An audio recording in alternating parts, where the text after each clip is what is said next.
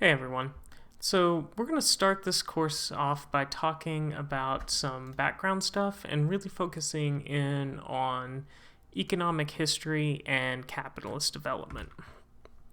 So, uh, that's kind of where we're heading today. Just to give you a brief outline, we're going to talk about kind of why history is relevant, early capitalist development, some of the institutions that came along with that, and industrialization.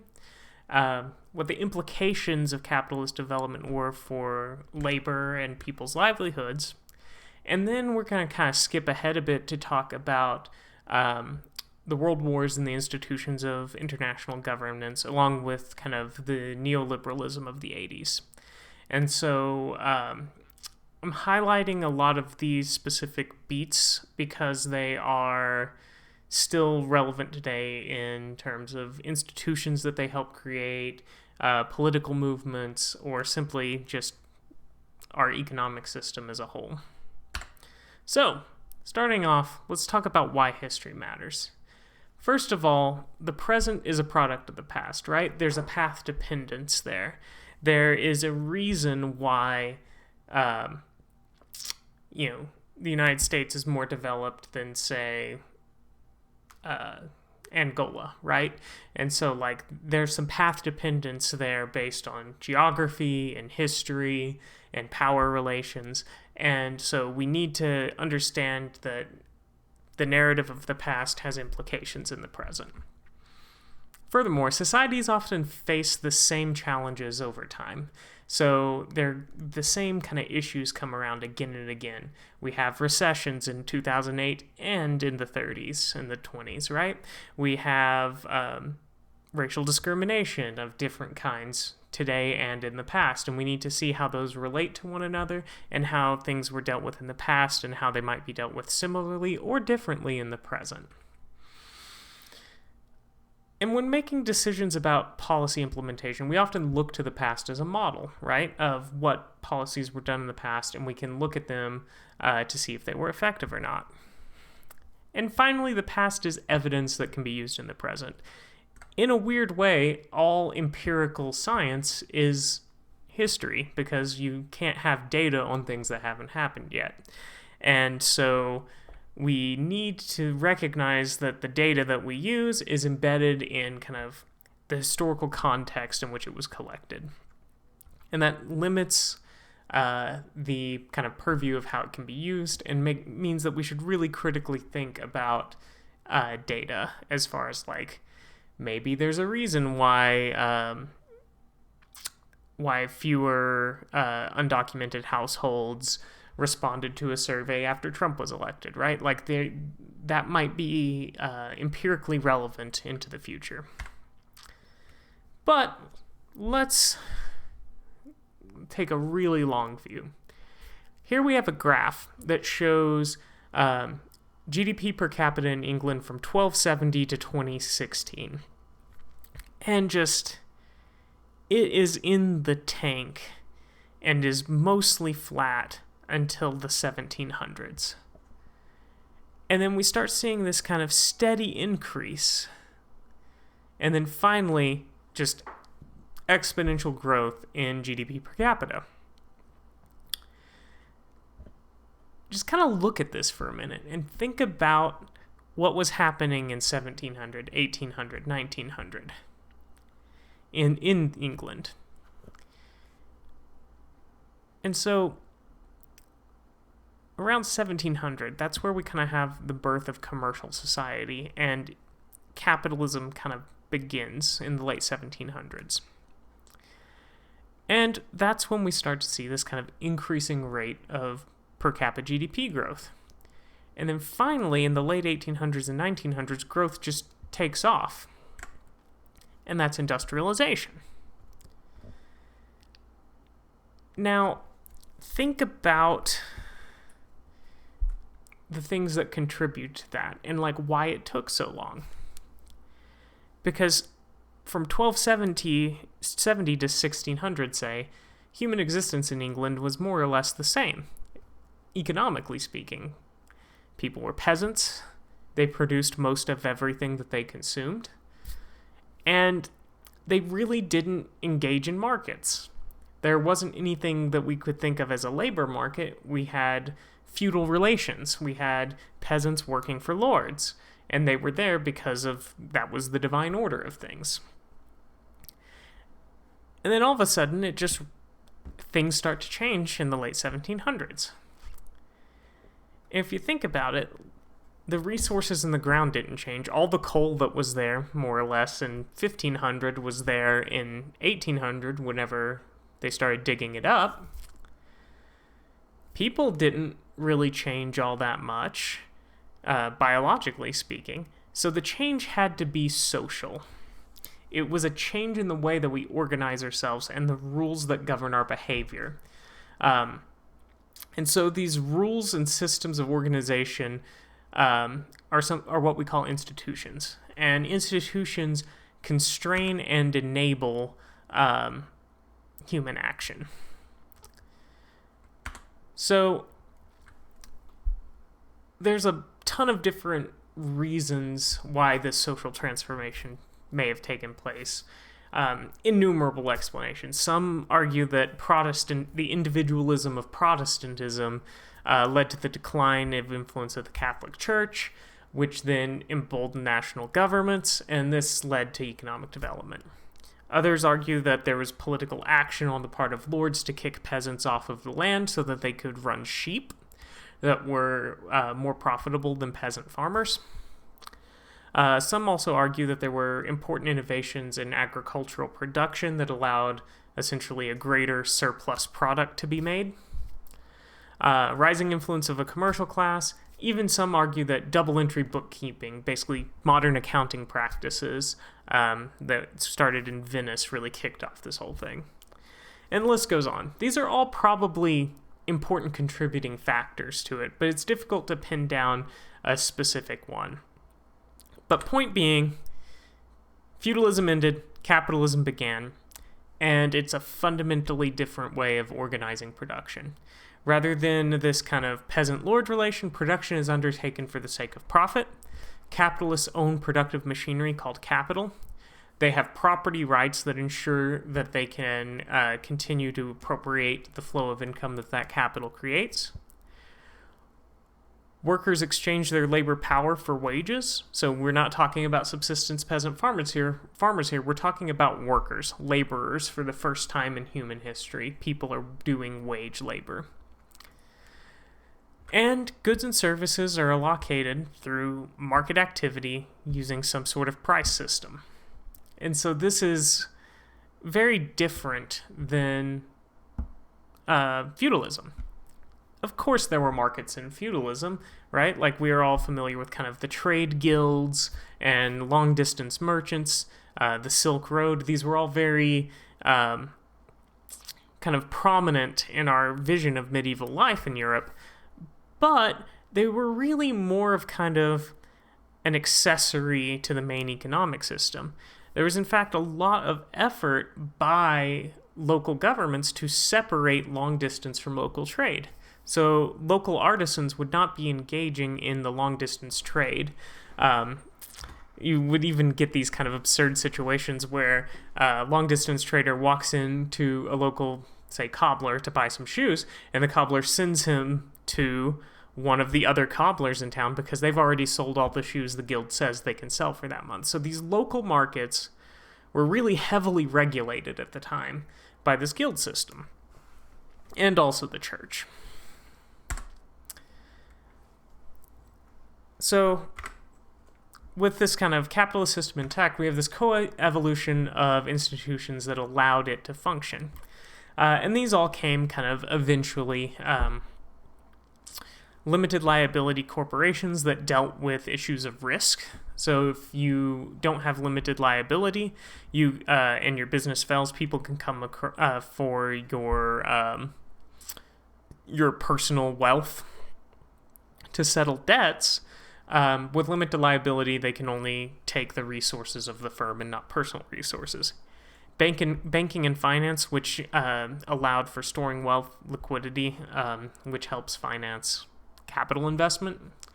Mechanized production, which increases the output per worker and profits, and colonialism, which in a way was part of how capitalism was able to obtain more raw materials and also create captive markets that were prohibited from freely trading with other countries. And so in this way, we're already getting a hint that early capitalism wasn't this kind of laissez-faire utopia. It was a heavily managed capitalism that was undertaken for the benefit of the state. But each of these kind of institutions and technological developments were in place before the Industrial Revolution really kicked off. And really the key thing for the Industrial Revolution was unlocking power that was not based on animals or on waterways. So we're talking coal here. And this just unleashed a level of output per worker that was unimaginable in any system that came before. So the thing is like, the gains of this output per worker, this worker productivity, initially workers saw very little gains from it. And so worker incomes remained quite low, even though they were immensely more productive. And part of this is because labor lacked any bargaining power in the labor relation. Because in effect, there were still huge numbers of peasant farmers that had yet to be incorporated into the formal labor market. And so workers could essentially be treated as having an unlimited supply of labor. And this is a way that development economists still think about developing countries today, as in early development, there is an unlimited supply of labor. A further extension of having no bargaining power in the labor relation is that working conditions were terrible. Here are just a couple of examples. The Felling Colliery disaster in 1812, essentially natural gas ignited in the mine and 92 miners died. This is just one example. And in the U.S. case, the American Industrial Revolution came much later. So I think the most famous case in the U.S. is the Triangle Shirtwaist Factory fire, where 146 workers died because they were essentially physically trapped in their place of work to prevent shirking. And so working conditions were miserable. Cities were these kind of miserable pits covered in coal dust.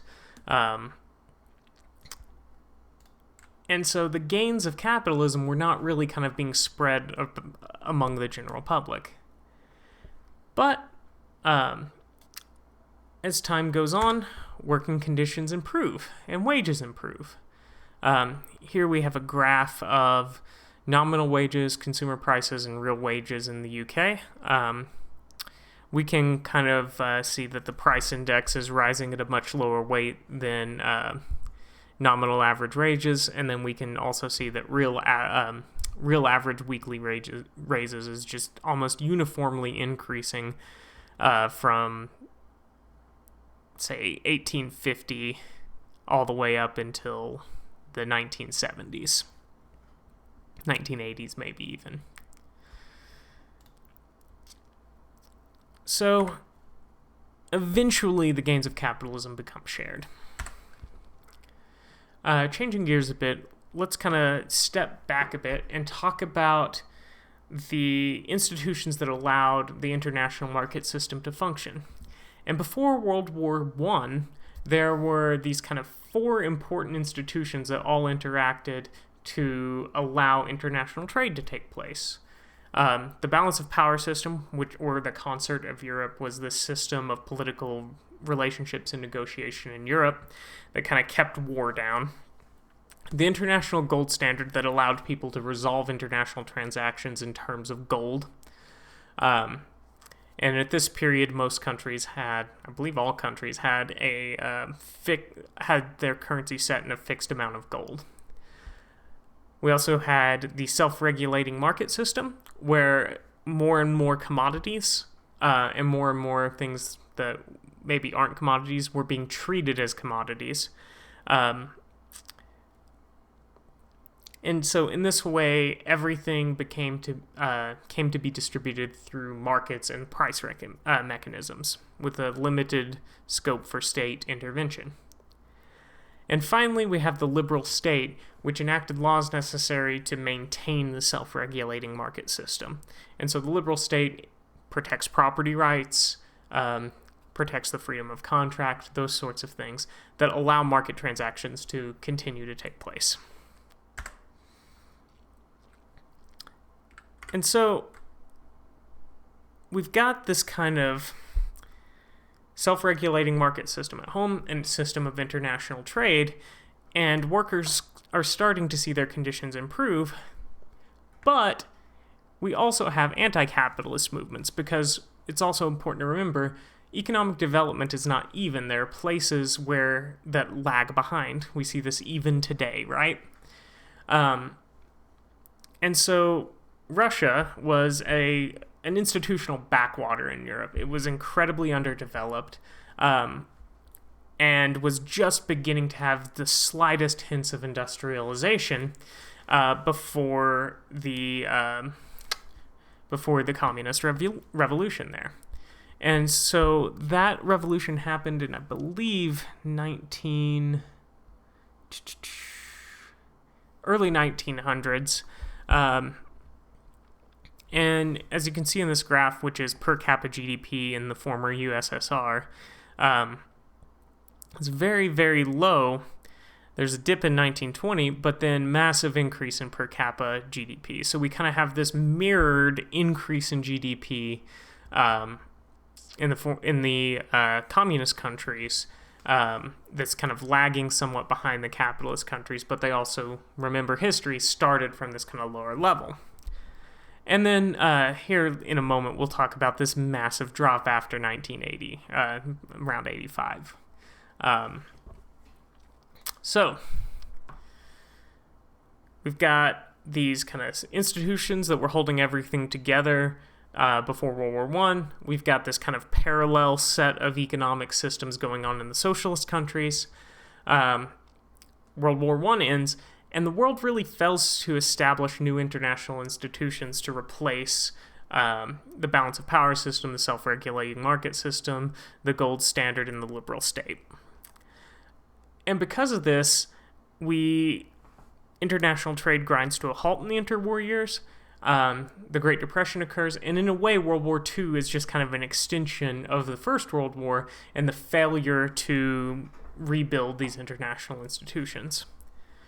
So Great Depression was caused, there are many causes, but I'm sticking with this one for our purposes, was caused by a collapse in demand resulting from a financial crash. Its duration was much longer than it otherwise could be because many nations very stubbornly held on to the gold standard longer than they should have, and the liberal state. And it was only kind of ended with increased regulation and abandonment of the gold standard and abandoning the balanced budget. And so basically Keynesian macroeconomic management, which we'll talk about in more detail later in the course. So we've got this breakdown with World War II. And after World War II, we actually managed to make some new institutions to kind of govern international trade. The balance of power is replaced by the United Nations, which is kind of acting as this global governmental system. The gold standard is replaced by the Bretton Woods system, which is this essentially replaced gold with US dollars, which were then backed in gold. And that was the way the international transactions were kind of carried out. The self-regulating market was kind of abandoned for a more regulated market, and the liberal state came to be replaced by the welfare state, right? So rather than simply creating laws that protect property rights, they also started to create laws that protected individuals' economic rights. And kind of alongside the construction of all of these new institutions was decolonization. This was heavily tied in with the politics of the big empires, particularly Great Britain, where they essentially made a bargain with their colonies that if they would support them in the Second World War, when it was all said and done, decolonization would commence. And a colony, right, is just a captive market and a pool of resources. So there's very little incentive for the colonial power to develop a colony. And so as decolonization occurs, the rest of the world starts to see a bit more of economic development. And most did not embrace an unmanaged capitalism. They took on kind of the lessons of these new systems and had some version of the welfare state or managed capitalism. So with all of these institutions in place, we're set up for the post-war economic boom in the U.S. There's this idea called social structures of accumulation, where it's like, let's talk about the bundle of institutions that supported growth and capital accumulation.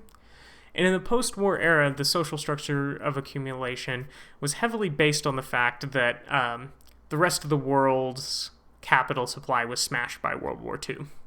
And so the U.S., relatively damaged by the war, was able to act as the factory of the world. So, and because of this, there was not a lot of competitive pressure because the market was vast, and so there was a moderation of intercapitalist competition. Profits were incredibly high, so firms would in good faith bargain with their unions to essentially pass on some of the increases in profits to workers in the form of wage increases. The United States, the Pax Americana, is that the United States essentially was the political hegemon and could kind of dictate terms to the rest of the world, essentially giving all U.S. firms kind of a beneficial position. And finally, the Capital Citizen Accord essentially held corporations responsible for some of the consequences of production. And so this is also, and later in this period is when we see like the establishment of the Environmental Protection Agency, and this idea that a firm is both an economic actor, but it also is a civic actor and should behave itself as such. And so under this, at least in the US, capitalism became a mixed system that we can call managed capitalism. And this essentially brings home the bacon for a few decades. And then we have issues in the 1970s. This graph shows the rate of inflation in the US. We can see it's just all over the place from 1915 to 1950, and then becomes much more even and predictable in the 50s, basically. And this is the period of the post-war economic miracle, also called the Golden Age of Capitalism in the United States. And then we see that in like 71, 72, inflation starts to kind of spike up and become much less even. And the weird thing about this is in the 1970s, this normally Keynesian macroeconomic theory of the time would have asserted that you can't have inflation and high employment because there's a trade-off between them that's called the Phillips curve. But this Phillips curve relationship kind of breaks down in the 70s. And because of this, it kind of discredits all of these post-war institutions in the U.S. So the Citizen Capital Accord breaks down, the Labor Capital Accord breaks down, labor and capital become much more adversarial. There's much more competition between capitalists, and this is also the time where America's kind of fortunes are fading in the international sphere. At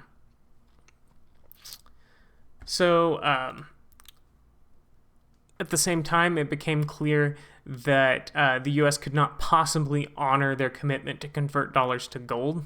France literally sent their navy to go convert all French dollar reserves into gold, which forced the U.S. off gold for good. This was followed by the oil shock, OPEC, essentially reducing oil supply and increasing the price. And then there's also kind of a parallel political failure in that U.S. hegemony was put into question because of the Vietnam War. And so all of these things are kind of compounding to make kind of times less good, which puts more pressure on competition between the state and capitalists and capitalist workers and capitalists. So, the response to this was a movement away from managed capitalism towards a less managed capitalism. And this political movement was called neoliberalism. The big kind of figures of this are, in the US, Ronald Reagan, and the UK, Margaret Thatcher. So there were waves of deregulation of industries, which in a way is a kind of sweeping away of the Citizen Capital Accord. Many policies were put in place to weaken unions in the labor movement. And there's also a large degree of financialization of the economy. Finance, it creates high profits, and so it kind of makes the economy appear larger and healthier if you allow a greater degree of financialization. So, and the thing is unmanaged neoliberal capitalism seems to bring home the bacon for a while. If we look back at our stagflation graph, inflation comes down in the 80s and stays stable all the way through. But the other side of this is output and employment. And those seem fine too, and we've got modest growth throughout that period. And with the exception of the dot-com bubble bust in the early 2000s, it all seemed successful until 2008. So, let's talk about neoliberalism some more. Here, this graph has union membership in the United States from 1930 to 2010. And we can see that union membership is declining already, modestly, but declining a tad into the 70s, and then just really starts to continually drop throughout the 80s, 90s, and 2000s. And this is kind of a reflection of both kind of cultural attitudes about unionism and also specific policies that were put in place to make unionization more difficult. On the front of financialization, we can see this graph shows just how financialized the U.S. economy became over that time. So finance, insurance, real estate are kind of all lumped together as kind of these less, quote-unquote, real parts of the economy versus manufacturing here. And these are all in terms of percentage of total output or percentage of GDP. And we can see that over this period, all the way from 47 to present, manufacturing is just continually in decline. And finance, insurance, real estate, and leasing are all increasing. And if we map this onto the period of the 1980s, when neoliberalism kind of came into its own, we can see that FIRE becomes a little steeper and manufacturing's decline becomes a little steeper, right? So this is kind of a vision of the financialization of the economy. And we'll talk about why that might be problematic in subsequent classes. But this isn't all just happening in the US. This is also having effects globally. In the 90s, many developed economies faced financial crisis, in the 80s as well. And the International Monetary Fund and the World Bank essentially bailed many of these developing nations out. But these were conditional bailouts. So they would say, hey, here's a loan to fix your balance of payments problem, so you can continue to buy imports and, make your debt payments. But we're not going to give it to you unless you start instituting neoliberal policies. Privatize public utilities, suppress your labor movement, all of those sorts of things. Allow foreign capital in to invest, all of those things. And so this process was called structural adjustment and had implications for for developing nations for many years. This graph here shows Brazil's GDP per capita, and you can see that they were clearly on a path of development up until about 96, 97, and then we've got this massive drop, And so they don't even recover back to their pre-structural adjustment per capita GDP until 2005. And so this is just a massive hit to many countries like Brazil. Also in the 80s and 90s is the decline of the socialist economies for various reasons. Some cite that they could not deliver the variety of consumer goods that capitalist economies could, which is probably true. And so, in a way, this kind of created a bit of a fire cell in the former socialist world once those countries finally did kind of fail and transition to some form of capitalism, where people could just roll in. These were typically powerful politicians in those countries and purchase up large swaths of the economy for very little. And so these many former socialist economies have these kind of plutocrats, right? Putin's friends that own large swaths of the economy because them or their fathers' fathers were able to purchase up huge swaths of the economy after the fall of the Soviet Union. But in a way, this kind of set the stage for the new era of globalization. Oh, here, this graph just shows the GDP of the former USSR again. We can see this massive drop in the 1980s and that they still haven't, as of 2016, still didn't fully recover back to the pre-fall of the Soviet Union per capita GDP. But all of this kind of reincorporation of the socialist economies into the global economy set the stage for a new era of globalization, which we'll talk about in more detail later in the course. So, wrapping things up. Capitalism displaced the feudal system, making production for the Lord, or replacing production for the Lord with production for profit. Basically, all economic growth that humanity has experienced has occurred under capitalism. Early industrial capitalism was brutal, but eventually workers got to see some of the benefits of it.